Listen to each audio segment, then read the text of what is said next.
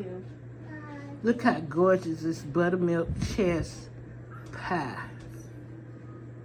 So I use 2 cups of sugar, 2 tablespoons of flour, 1 tablespoon of cornmeal, 2/3 cups of buttermilk, 1 unbaked 9-inch deep dish pie shell, a tablespoon of vanilla, and a stick of butter. I think that's it. And I baked it for an hour at 350. Preheated the oven.